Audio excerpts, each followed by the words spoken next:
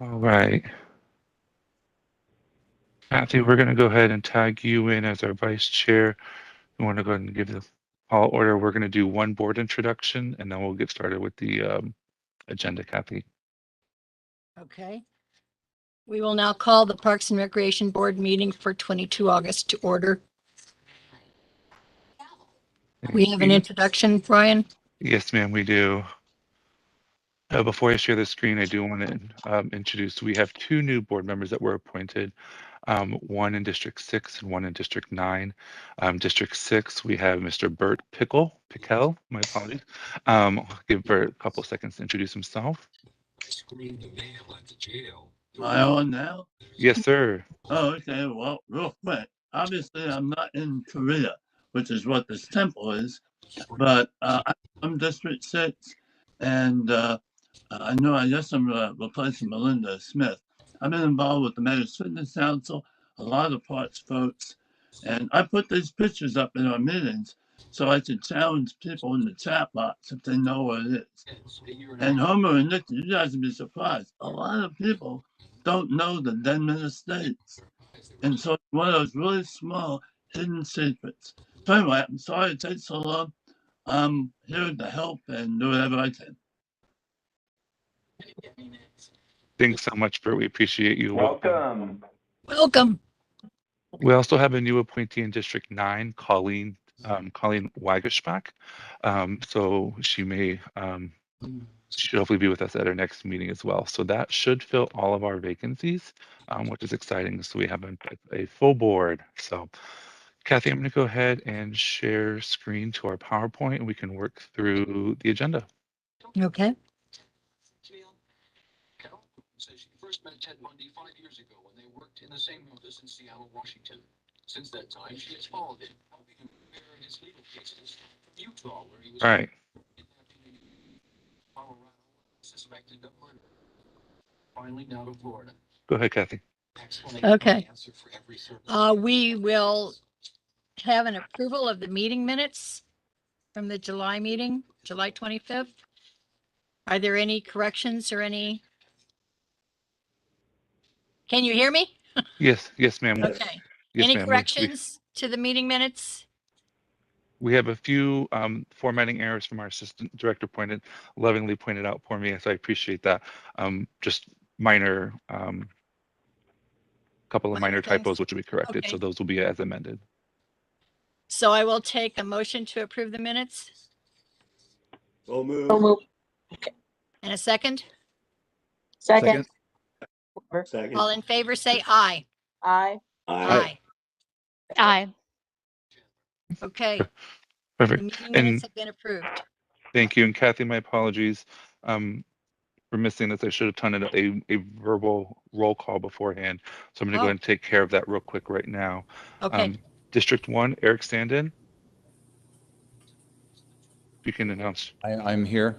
Eric Thank you. District 2, Carla Walker. She is not with us this evening. She had an emergency. District 3, Lillian Rivera. Hi, everyone. I'm here. Thank you. District 4, Kathy Luna. I'm here. Thank you. District 5, Aggie Hadamio. Good evening. I'm here. Thank you. District 6, Bert Pickle. Yes, here. District 7, Alejandro Soto. Present. Thank you. District 8, Chuck Saxer. Present. Thank you. District 9, Colleen Wagersbach. I believe is not on yet. District 10, Allison Cohen. Okay. Mayoral, Jeanette Honerman. Present. Thank you. Our San Antonio Conservation Society member, Patricia Seidenberger. I think I saw you on, Patricia.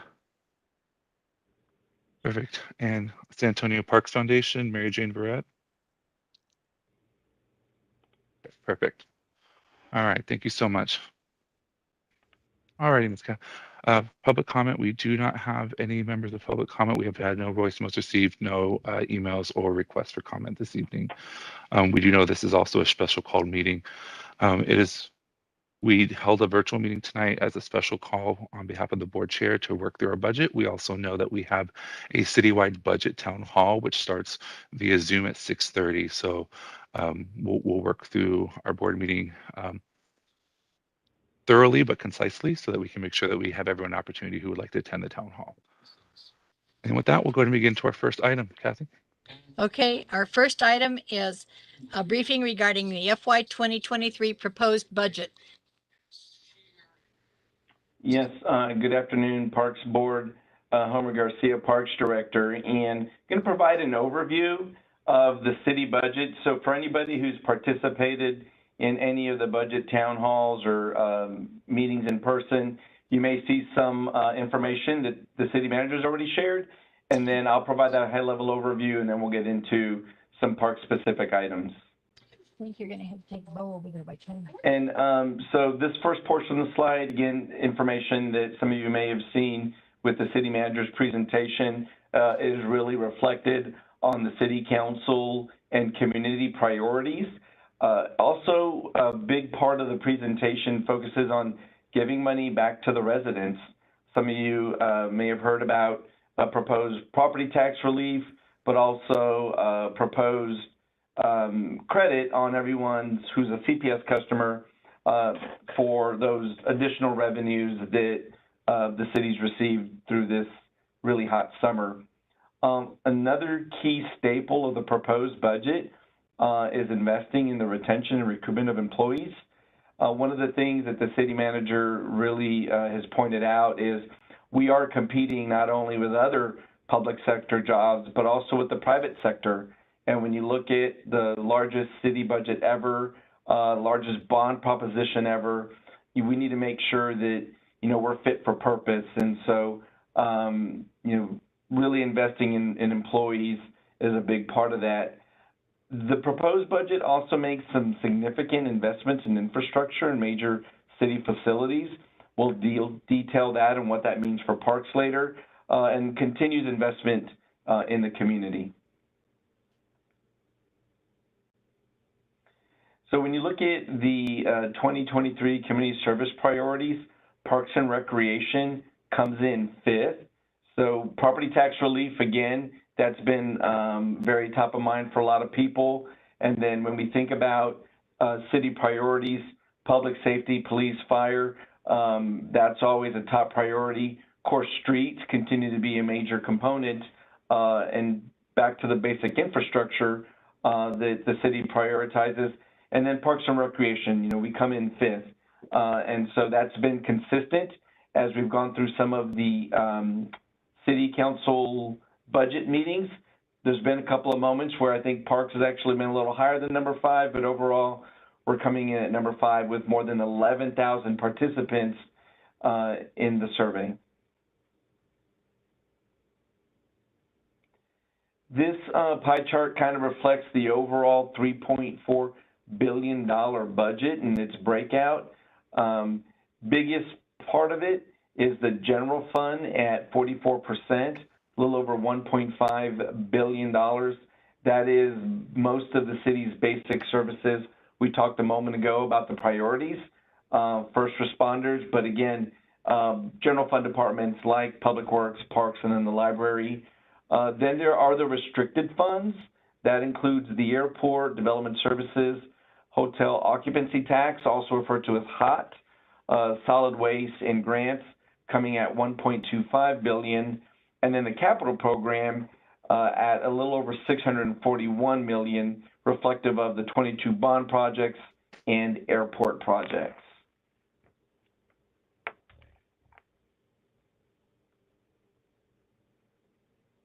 And so one of the things that we've seen is year-over-year growth in the city's adopted budget. It is a little more than a 7% increase in operating expenses and represents an 11% increase overall. This is a very common slide, kind of shows the entire breakout of the $1.5 billion budget. We see police and fire at just shy of $905 million. That represents the 60.7%, that their percentage of that budget includes park police. Earlier, you see the breakout. So parks comes in at $61.7 million in the general fund. Again, we're going to get into some detailed slides so we can exactly understand what that means. And then in the right is a whole host of other city services that are supported at $424 million as part of that larger general fund budget. I mentioned earlier there's a proposed element of the budget that invests in city employees, targeted at $53 million. One of the things that the city manager made to, I guess, highlight was really the need as we continue to see an expanding budget for delivery of services. We need to make sure that we're attracting new talent, but also retaining what we have. So there is a proposed 5% across the board increase for employees. And earlier in this current fiscal year, the city manager had already started implementing the market adjustment for various job classifications and categories. So there's going to be a 2% market adjustment as well. So when you look at the 5 and the 2, you add those up, that's 7%. But it's critical to note that that market adjustment for some job classifications is going to be higher. It could be anywhere between 15 and 20%.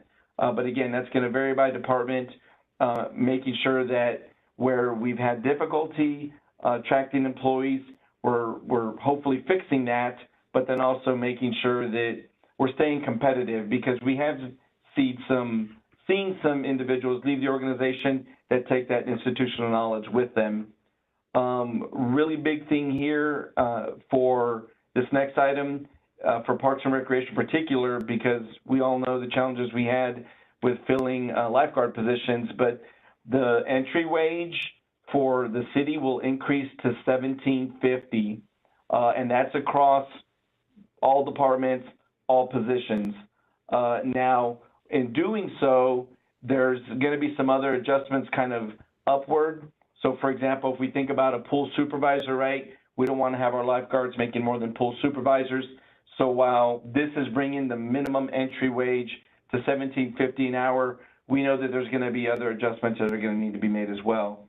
And then the proposed budget has a 20% decrease in the healthcare premium, and that is for employees that are post-2009 to the organization. So one of the things when you look at, and the reason 2009 is significant, that's when there was a change in premiums that employees pay. And right now, I believe 68% of the organization are post-2009. So for everyone prior to that, healthcare premiums will not change. This is specifically targeting those 68% of employees that joined the organization since then. On the next slide, we get into some very park-specific things. And so as we look at this, I want to kind of point out a couple of things here.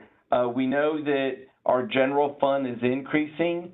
And so when you look at what the variance is from where it was to last year, or rather this current year, a big part of that is that investment in employees. But additionally, we are a growing park system. We are receiving additional resources to make sure we're keeping up with that growth, not only on the recreation side of the house, but also on our operational side. And I do want to take a moment to talk about grants.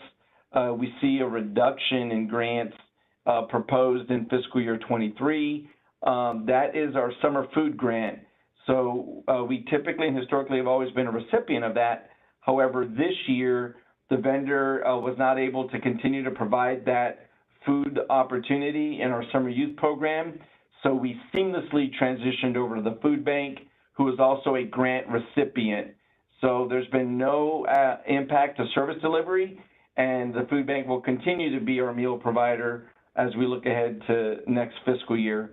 And then our capital projects, we see a little bit of a decrease there, and that's really a reflection of the funding model that our sales tax, when you think of our linear greenway program, the sales tax is always supported, that and our Edwards program are moving to new funding models. So that's why we see a reduction here. And then, of course, we are going to be growing in the number of positions that we have available to drive forward our service delivery to the community. This is a different perspective, kind of same information, gives you a little bit more of a really a 4-year perspective. And we see that transition I talked about. You look at the capital, $33.3 million in current fiscal year to $23.9 in fiscal year 23. That is where we see that transition in capital funding for those 2 signature programs.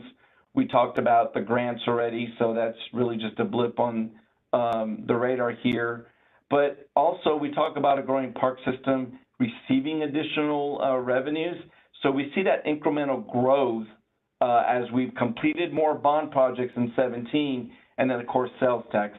So again, keeping pace with the call to action to make sure that we're receiving what we need to keep our parks safe and enjoyable for the public to use. Specifically in the proposed budget, we are receiving $1.9 million in improvements or new money, if you will. $400,000 will go towards enhancing our summer youth program. So right now, y'all may remember, we have self-monitoring standards that have been adopted. That ratio is 1 to 25. With this additional funding, we'll be able to bring that ratio down. The good thing about that is that's one of the things that the public has asked if we're able to improve that ratio, because what really allows us to do is provide enhanced and higher level quality programming. And then again, $1.5 million for new facilities. We have 2 multi-gen centers coming online, one in District 7 at Woodlawn Lake, which will be this fall, and then the other in District 4 in the spring. These are 2 positions really focused on not only youth programming, but senior social programming as well.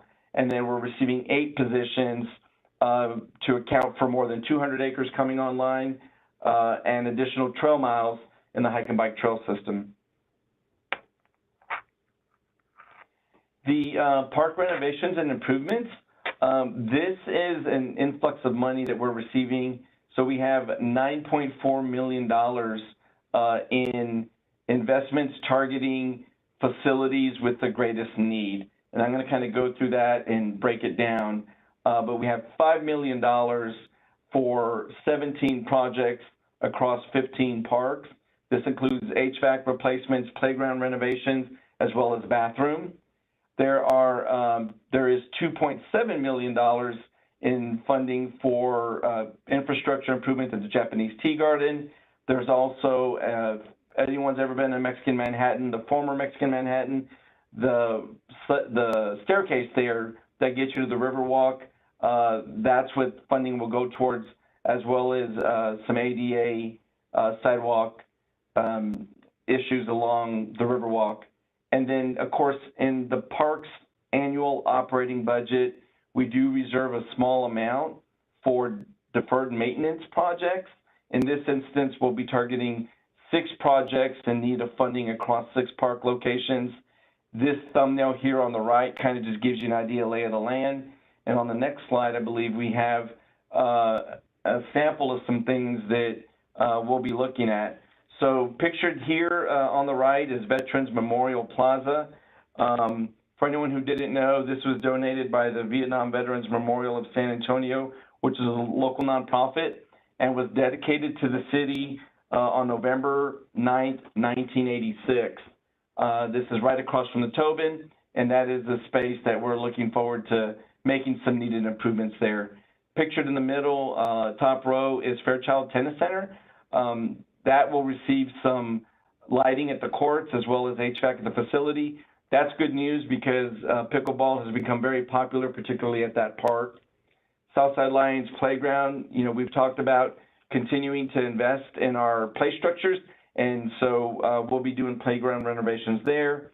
Ramirez Community Center in Council District 4 will be getting new HVAC. We have planned renovation of a bathroom in District 5 at Jimmy Flores Park, and then also continuing our investment in pool upgrades and fence replacement at Sunset Hills.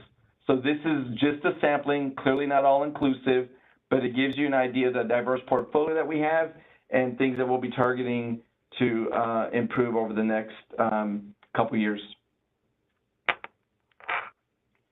Our Tree Canopy Preservation and Mitigation Fund, I did present to City Council last week on Wednesday, and there was a lot of good discussion related to our tree investments. So when we talk about improvements, right, we have a growing tree fund, and we are receiving 3 positions to enhance that tree planting programs and growing capacity so we can focus on getting these trees out into the community as quickly as possible. The right here, you see over the FY23 proposed appropriation of $6.7 million, 1.3 is kind of the operational expense and overhead. That is up primarily due to the 3 new positions that we will be receiving. But we're continuing to put trees to work where they're most needed. We do work very closely with Razi Husseini and his public works team. So there's a proposed $3.56 million that would be targeted for street tree plantings and capital projects that they'll be working on this year and over the next couple of years, rather. And then our residential plantings. So in the current year, our Equitree program focused phase 1, targeting census tracts with a combined score of 10, looking at demographics and income. Well, that's, you know, a great need out there. So we're proposing to continue that investment in fiscal year 23 through our Equitree program. Of course, we have our community partnerships connecting schools and nonprofits to our tree planting programs. And we're going to also continue our tree adoptions. Those are very popular. In the current fiscal year, the Parks Department supported more than 50 adoption events, combination of things that we directly deliver to the community or help supported organizations that wanted the access to trees. And so we're going to continue to do that. And then community education, primarily focused around oak wilt prevention. All that totals 6.7 planned investments through our tree fund in fiscal year 23. Homer, just as a reminder to the board, we will be presenting the actual tree program in greater detail in the September board meeting as required by our ordinance. We have to, the ordinance dictate that we do present the tree program to the Parks Board, so that will be coming in September. So, yes. Yes, absolutely. Thank you, Ryan. And on the next slide, we've got our one of our 2 signature programs. Actually, I think we have several signature programs, but we think about Edwards Aquifer Protection. So to date, we've, since 2000 and program inception, protected more than 174,000 acres over the Edwards Aquifer. In fiscal year 23, we will complete the remaining funding for acquisitions, and that's right at about $7.5 million. And then in the proposed 2-year spending plan, there's $10 million allocated each year to cash fund aquifer protection. So anyone who may remember the alternative funding plan, that would be debt supported for aquifer protection, that would be deferred until FY25. So next 2 years, cash fund aquifer protection, proposed $10 million each year. And I believe our next slide is our Howard W. Peak Greenway Trail System. We, again, since program inception in 2000, 92 miles completed, another 18 under design or construction. Then the bond most recently passed, supporting the program at another $103.5 million to build 21 miles of trail. Then the county has their 10-year Rivers and Creeks program that is dedicating $83.7 million to 24 miles. And at the end of the day, once all that's done and constructed, you would have 25 miles remaining to complete the Howard W. Peak Greenway Trail System. And of critical note, in fiscal year 23, we will be celebrating 100 trail miles completed. And so once we plan and getting close to that milestone, we're going to make sure that we get invites out to everybody. It'll be a great time for the community to come out and celebrate 100 trail miles. So as we look through next steps, currently budget work sessions are going on. They started last week, going through the 14th. Concurrent to that, we have all of the various community input meetings. We know we have one tonight at 6:30. It's a virtual town hall. And then a couple of public hearings scheduled for August 31, September 8th, with the budget being adopted on September 15th. So that concludes the 23 proposed budget, which I'd be happy to answer any questions or provide clarification as needed.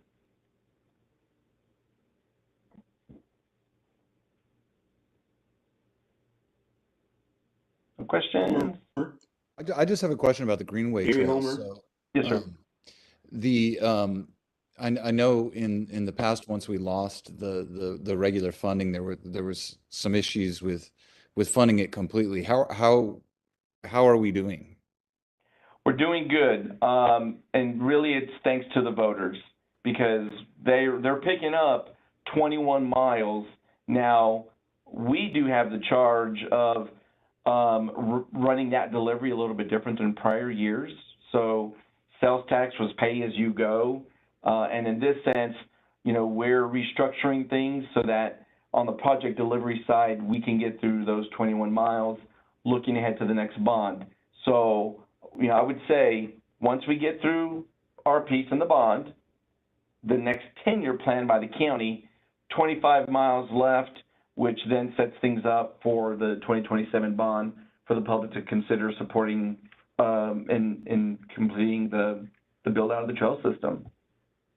That's fantastic. So when you say it's going to be complete, is there no more creekways that we can acquire as land? Largely, no. I mean, you know, Eric, it's really about our current build out and model. So let me give you an example. It is really focusing on completing the ring. We know that a big portion of that is 25 miles left to be unfunded, is the connection through port, which I know the bond committee worked very hard to make sure that's being designed now. So that's more than 7 miles, basically a third of what's left. So it's just the infill projects, but when you look at the various tributaries and creekways, some of them are not conducive for build out because it's just so tight. So based on what we know today, and where we're targeting these infill projects, that's really would be the final set of trail miles to build. Once we get past that, we'll have to, I think, evaluate things on a case-by-case basis.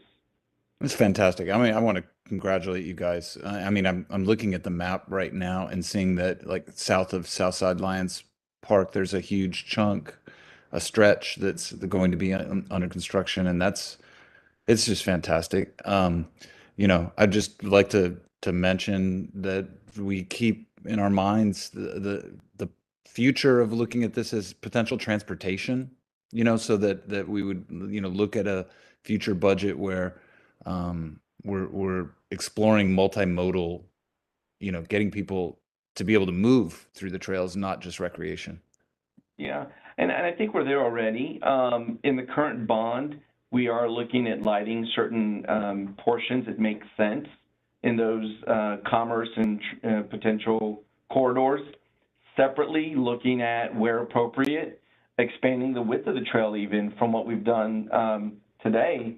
And then another option would be looking at, let's just call them bypass lanes, right? So if you can imagine kind of maybe another little spur that runs parallel to the existing trail, again, to maybe where it makes sense, separate and give those pedestrians or cyclists that opportunity to have those sole dedicated lanes. So we're doing and bringing those thought processes to current design, and I think that it's going to continue to influence what we do, certainly working with the county to do the same.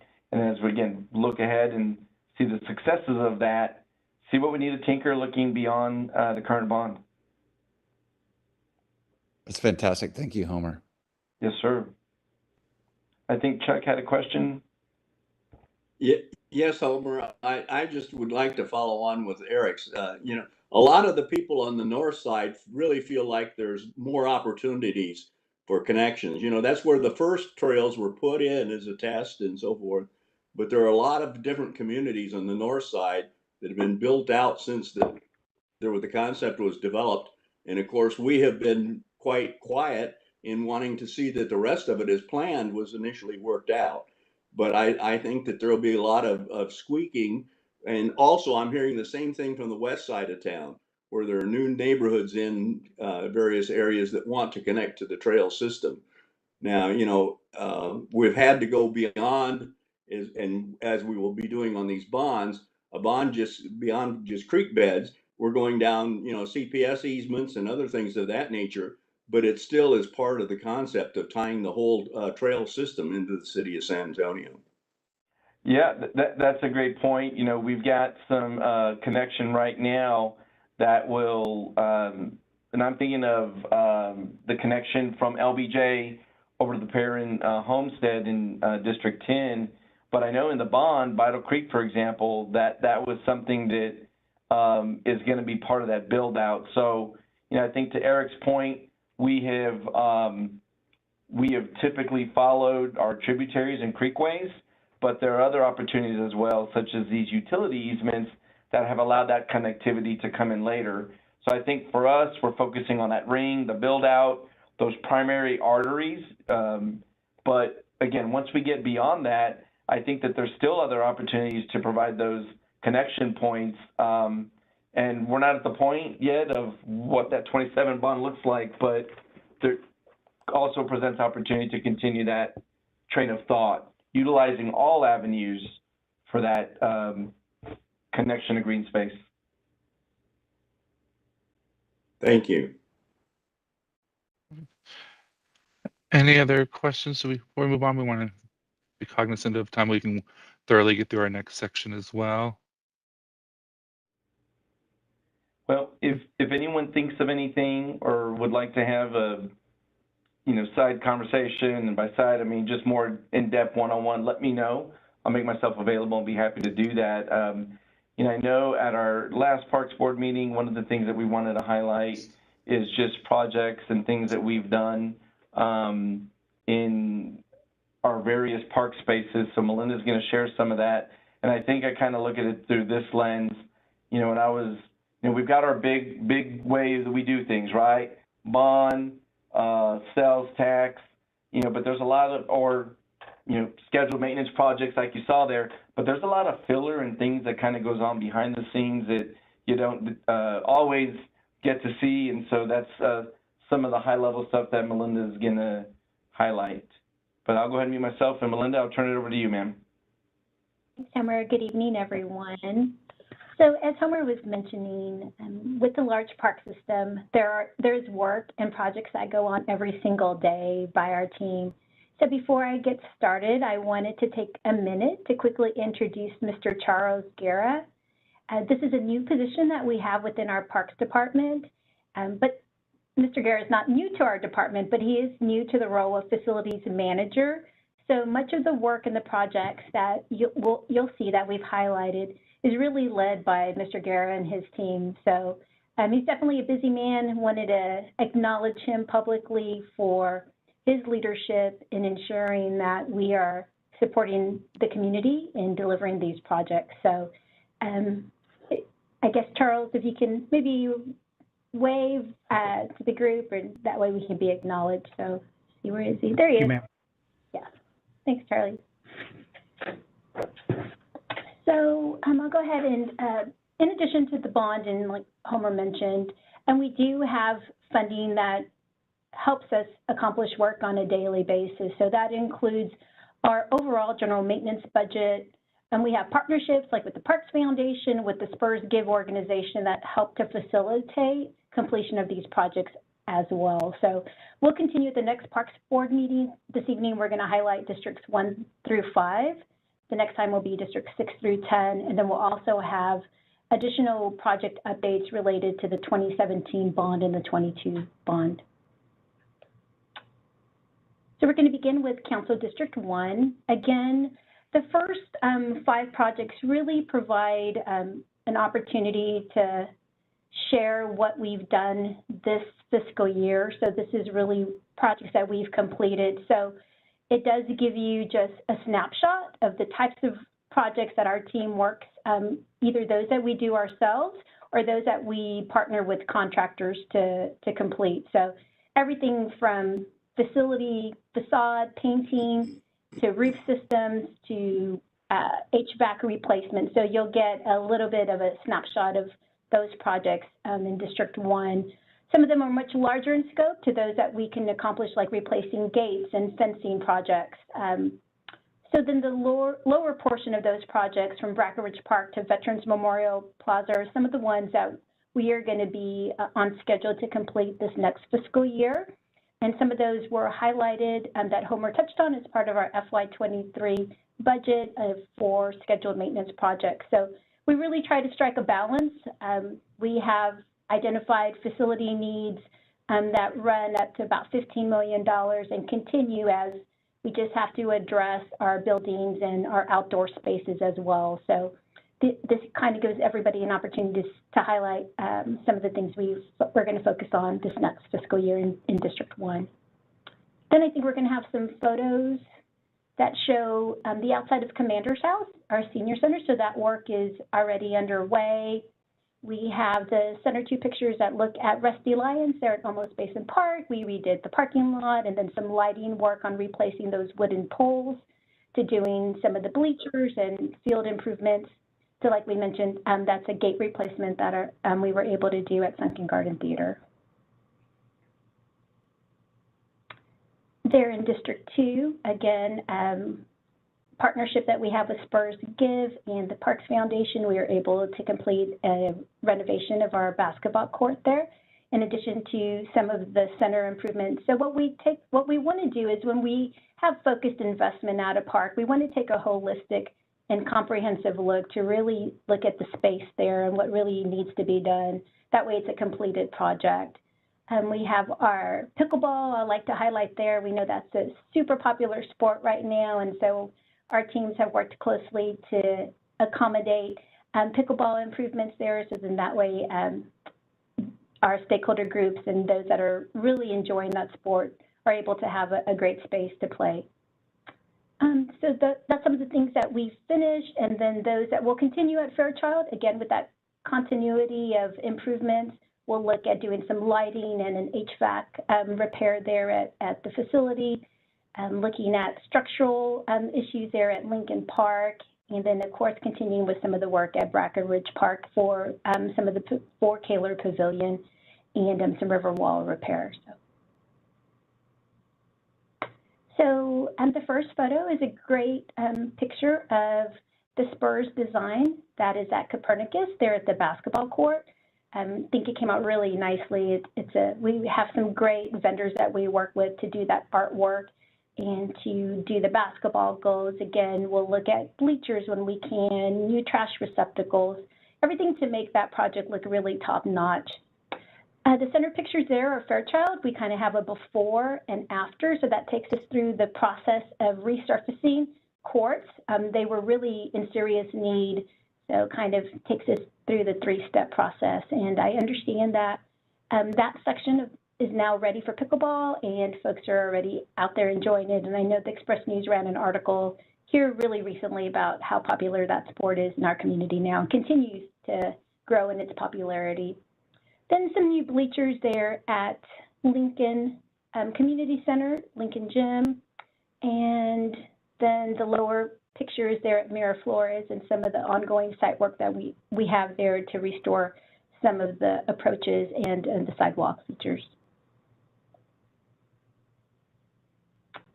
We'll continue in District 3, again, focusing on trying to increase the rehabilitation of our basketball courts, bring those looking top-notch, some improvements to our playgrounds, really looking at replacing fly-bar surfacing with pour-in-place surfacing, and then when the opportunity presents itself, really looking at tree plantings with our partnerships at, such as the golf course, which are parkland.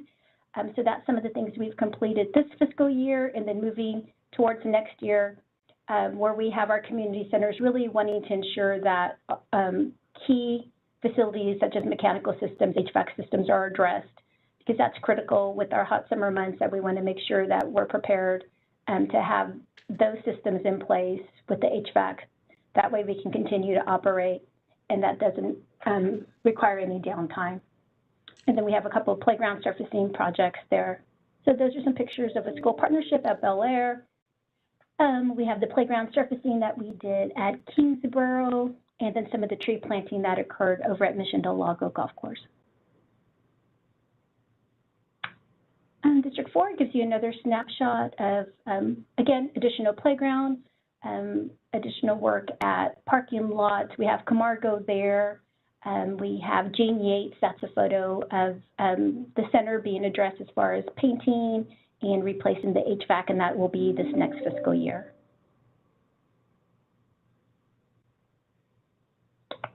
T5, we were able to complete the restoration of some restroom structures there, as well as address some of the pavilion painting. We've done some new amenities for a cricket field there at Monterey Park, as well as redoing, this was quite a large project at Roosevelt, redoing the swimming pool there at Roosevelt. So it was not open this season, but it'll be completed by the end of this calendar year, so it'll be ready for full operation next summer. Let's see, and then a couple of future projects for next, we have some restrooms that we'll be upgrading and redoing at Outlet at the Park and at Flores. Summer touched on. Continuing with some key infrastructure. We have a water main issue at Monterey, so that pool can continue to operate as planned. And then we may have some pictures of, that's a pavilion that was redone, kind of a before and after there. And we do work closely with the neighborhood there on that improvement. We have the pool that is redone at Roosevelt Park, quite a large pool. And then the last photos really feature some of the cricket improvements that we've done with a batting pitching area for that sport, which is also really growing in popularity here locally. That kind of gives us a great overview. Again, we couldn't accomplish any of this work without our team that works day in and day out with not only contractors, but much of this work that we handle ourselves in-house. So all the kudos goes to the staff that's out there on a day-to-day basis and their level of professionalism that they really bring to the job each and every day. So thank you, Charles. Thank you to the team. And we're available if you have any questions. The only thing, I mean, these look like all really much needed projects. I asked Odie, who's here with me, about Southside Lions Park, asking him what does it need, and he said, well, shade. And I noticed that there's just one shade project I saw on that list at Kingsbury. I know that we put shade as part of the 10-year plan, like priorities recently. So are there any other shade type projects? He mentioned over that basketball court, and with this crazy summer that we've had, it's made parks, except for a lot of the linear trails where you have a lot of shade, it's been pretty difficult to go to the parks the last couple months. So shade, that's my question. Yeah, no, it's a great question. It's definitely a priority for our department. I think at Southside Lions, we're really happy that we have a bond project in the 22 bond that will probably help accomplish really a larger capital improvement, some of the shade there for a basketball court pavilion. So that really, those types of improvements we really want to look to the bond to take care of some of those, just because of the project scope and the budget associated with bringing in a large shade canopy, a large feature like that for the basketball court, Eric. But we definitely try to prioritize it as much as possible. Shade over our playgrounds, whether those be the amenities, shade over the basketball courts, and bleacher seating areas for pedestrians. So whether that's through a structure or through trees, we definitely are always prioritizing the addition of shade. Did that help address your question? Yes, thank you. Yeah, just want to keep it on our priority list. Definitely. And some of the bond projects have specific shade packages as well. So the whole project could be for adding shade at several park locations. So a lot of that is in the bond as well. And as many trees as we can get in the places where it's appropriate. And I know we've been trying to do that for a while, but it just feels like something has shifted so dramatically with the climate that we really have to just pick up the pace with doing this so that people can actually enjoy our parks. Yeah. Hi, Bert. Do you have a question? I know we're tight on time. Just a question. Did the review look at all at the parks that have the man-made lakes, that are used for fishing, like Miller's Pond? Was that part of any of that? Yes, we have looked at several of our parks that have lake features. We've recently been doing some work at Miller's Pond, specifically around the lake. We know we have Woodlawn, Heritage, Elmendorf. So that is there anything specific though related to those lakes? But no. No, just curious if anything was said, because they continue to have a lot of folks coming out fishing when you guys stop the lake. I think that's cool. Yeah, for sure. Yes, we do look at those, prioritize them. Thanks. Of course. Thank you.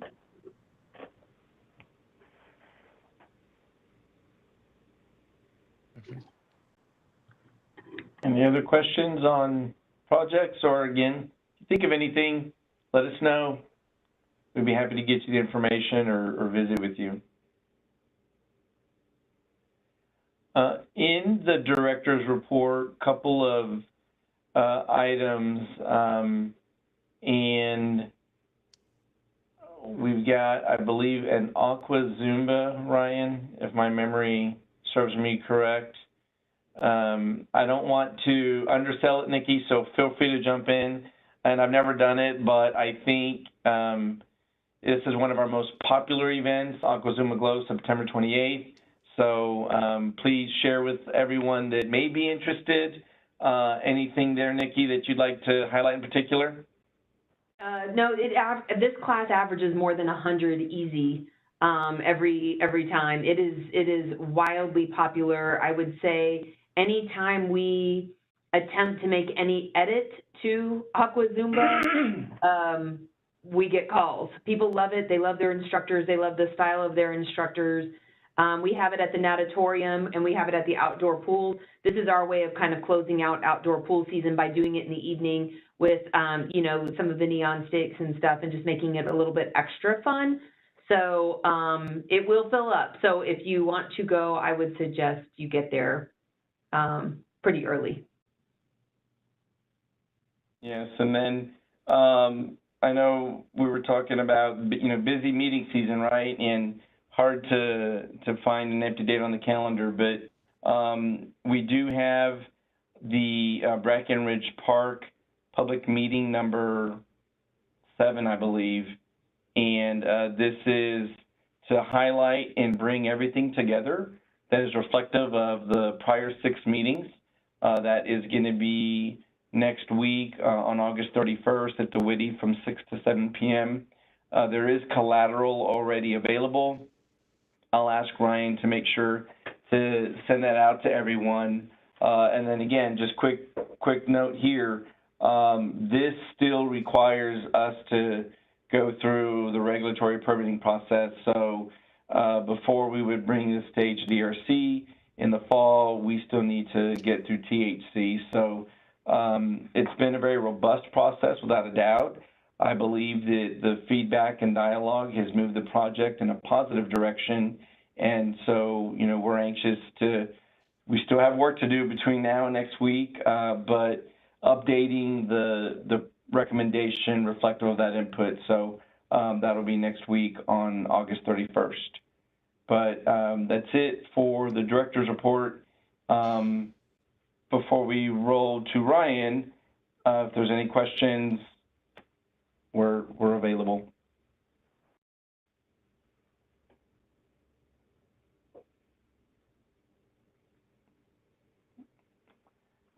Cheers, Ryan. Perfect. Just briefly, and then we'll get back over to Ms. Kathy to bring us home. The city clerk's office has sent out, there is a Municipal Leadership Institute, and that is boards and commission training, basically. It typically has been done in person. It kind of was paused over the pandemic.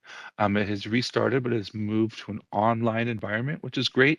So what that is there is a brief training that will need to be done once a month for the next few months. Different topic could be Texas Meetings Act, boards and commissions responsibilities, etc. So I will, you should have already received an email from the clerk's office, but just to be safe, I will send fresh links out to everyone. There is a July and an August training that we do need to make sure we get those completed monthly. It is state law that those are completed.